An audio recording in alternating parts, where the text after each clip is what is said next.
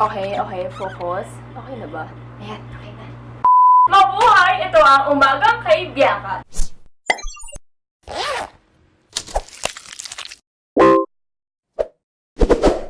Noong nakaraang linggo, tinanong ko kayo kung anong pinaka-paborito niyong pelikula.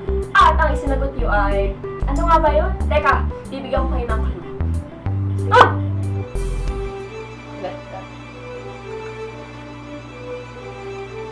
Okay na ba?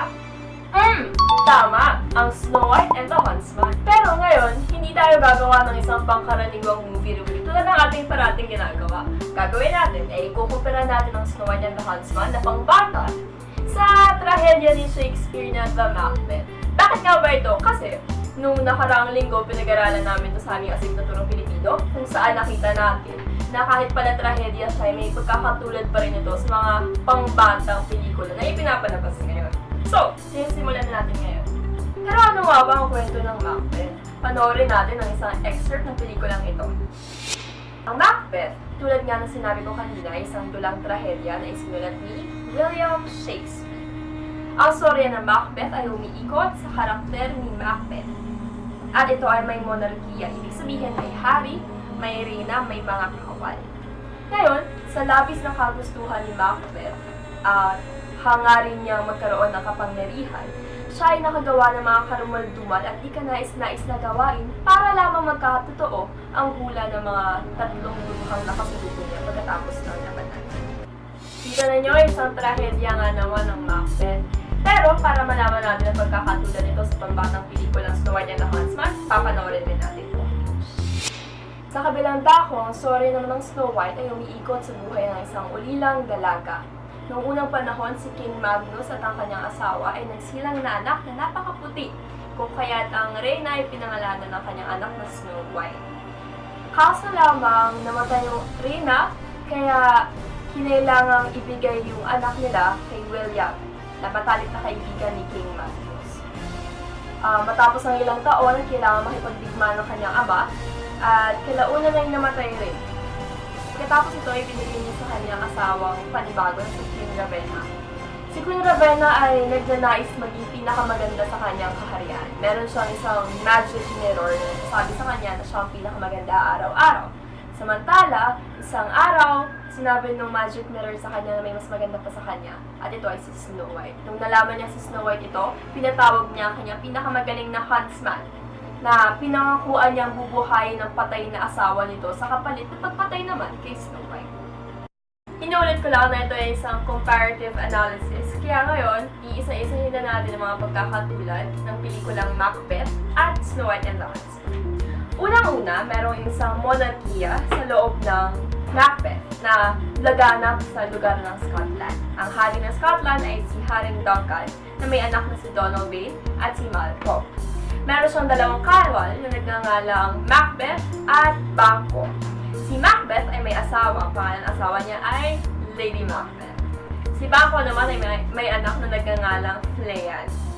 Samantala, sa Snow White naman, na laganap ang monarkiya sa Tabor, ay may hari nagngangalang King Magnus na may asawang pangalan ay Queen Eleanor. Si Queen Eleanor ay nagkaroon ng anak na ang pangalan ay Snow White. Pinangalanan niya itong Snow White dahil maputi ito at pinakamaganda. Kaso nga lang, namatay si Queen Eleanor. Kaya si King Magnus ay nag-asawa muli at ang pangalan ng kanyang asawa ay si Queen Ravenna. Ang pangalawang pagkakatulad ng dalawang kwento ay nakatuon ito sa paniniwala ng propesiya. Sa Macbeth, pagkatapos nila makipaglaban, si Macbeth at si Banquo ay nakasalubong ng tatlong bruha. Tinawag si Macbeth na Thane of Cawdor ng mga bruha na siya dapat ay isang Thane of Glamis lamang. Samantala, sinabi naman na ang susunod na hari ay manggagaling sa lahi ni Banquo. Ang kaso lang, hindi ito nagkatotoo dahil kalahati ng mga hula ay hindi totoo. Ito ay para mapilit kang gumawa ng masama. Sa kanilang pangalawang pagkikita, sinabihan siya na ang kagubatan ng Birnam Wood ay pupuna sa dun si nanay. At siya lamang ay mapapatay, ay hindi mapapatay ng ninumang iniluwal ng kahit sinong babae.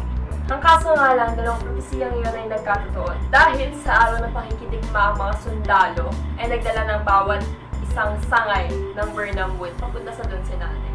Pagkatapos, sa kalagitnaan ng away ni Macbeth at Macduff, sinabi ni Macduff na hindi siya iniluwan ng nanay niya at siya ay galing sa cesarean section. Kung kaya't, mapapatay niya pa rin si Macbeth. At nagkatotoo lahat ito. Sa Snow White naman, imbes na mga 3 bruha na nagsasabi ng propesiya, ang gamit ni Queen Ravenna ay isang magic mirror. Yung magic mirror, araw-araw, sinasabihan siya na siya ay pinakamaganda, pinakamaputi, walang makakatalo sa'yo. Kaso nga lang, nung isang araw, sinabi ng magic mirror na meron na palang isang mas maganda sa'yo, si Snow White yun. Ngayon, dahil isang witch at sorceress, si Queen Ravenna, inutusan niya yung kanyang pinakamagaling na huntsman na hanapin si Snow White. At pinangakuan niya ito na kapag napatay niya si Snow White, bubuhayin niya yung patay ng asawa ng huntsman ito. Kaso, hindi ito nagkatotoo. Dahil hindi naman talaga nabuhay yung patay ng asawa ng huntsman. Ang ikatlong pagkakatulad ng Macbeth, the Snow White, and the Huntsman ay ang pagkakaroon ng supernatural creatures. Ano nga ba mga supernatural creatures? Ito yung mga tikbalang, manananggal, vampires, fairies.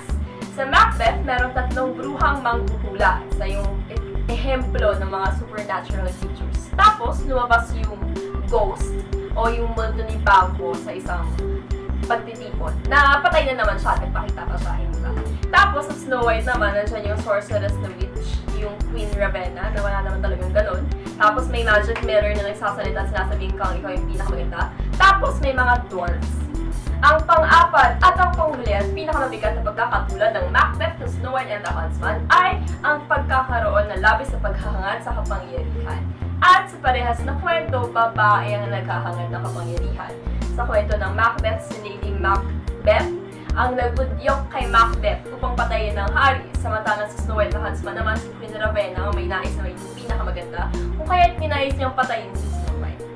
Ngayon natapos na natin ang comparative analysis at nakita na natin ang pagkakatulad ng Macbeth sa Snow White and the Huntsman, meron tayong 3 aral na matututunan mula dito. Una, dapat maging kontento ka sa kung ano man ang meron ka na.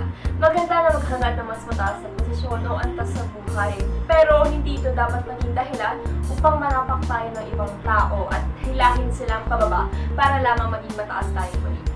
Pangalawa, hindi mo dapat hahayaan na may ibang tao magdidikta ng buhay mo. Dapat hawak mo ang oras mo at ang desisyon mo. Gawin mo kung ano nararapat, kung anong tama at makakabuti sa nakakarami at para sa'yo. Pangatlo, kahit ikaw ay nasa mataas na posisyon na, dapat hindi mo ito inaabuso. Dapat mapagkumbaba ka pa rin at hinahayaan mo na mangyari ang mga bagay-bagay na wala kang sinasaktang ibang tao dahil lamang mas mataas ka sa kanila. Ngayon ako, ng oras na ba? Ang dami namang nasabi, no? Okay, pero huwag niyong kakalimutan na mag-subscribe sa aking channel at i-like ang video na to at mag-komento kung ano nais yung pag-usapan sa susunod na linggo. Muli, ito ang Umaga